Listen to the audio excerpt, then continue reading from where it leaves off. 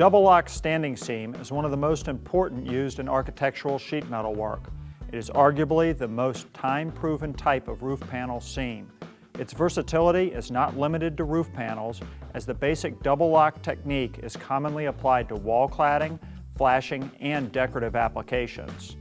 The raised, called standing, seam resists water infiltration, stiffens the individual panels, provides a concealed attachment location, and helps transfer a component of thermal movement up and down the roof slope.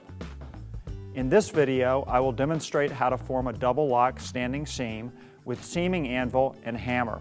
You will need several tools to complete this task. These include safety equipment, copper pieces, cleat material, and fasteners such as stainless steel screws or ring shank copper roofing nails, a seaming anvil, sometimes called a seaming iron, mallets and hammers, measuring devices, and locking jaw pliers.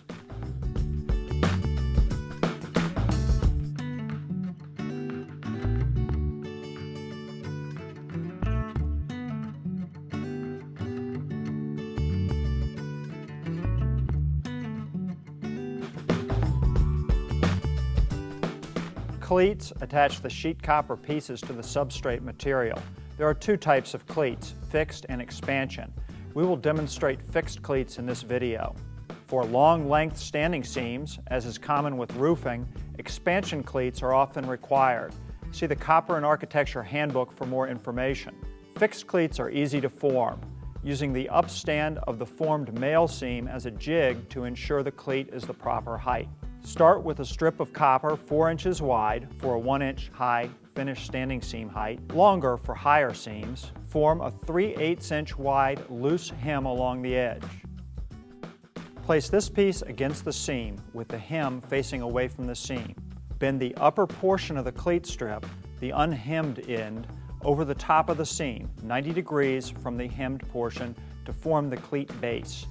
Flip the cleat over with the hem hooking over the seam and the cleat base on the substrate. Attach the cleat to the substrate with copper ring shank roofing nails or flathead stainless steel screws. Always use 2 per cleat. Don't fasten through the outermost 3/4 inch of the cleat base, as this tab is bent over the fastener head. Place the higher female seam next to the cleated male seam. Use locking jaw pliers to temporarily hold the seams together. Now lock the seams together. Place the higher end of the seaming anvil against the lower seam. Use the seaming mallet or hammer to fold the higher seam over the lower seam so that it is horizontal. Mallet strikes should be deliberate and steady. Watch the seam and flat of the higher panel to make certain the seam does not rise as you fold it over. There's no need to form the entire seam all at once. Once a portion of the seam is horizontal, place the high side of the seaming anvil against the taller seam. Use the seaming mallet or hammer to firmly strike the horizontal portion of the seam against the lower seam. When tight, the sound changes from a dull to a sharp metallic tone.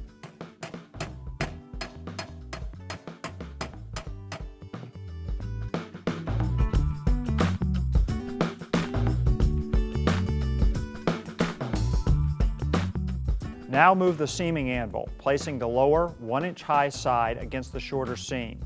Strike with the hammer coming from the higher seam side, knocking the now 3 times thicker seam horizontal. Again, watch the seam and adjust mallet blows to keep the sheet from rising. Move the lower side of the seaming anvil to the opposite panel and strike the seam, listening for the metallic sound that indicates a tight seam.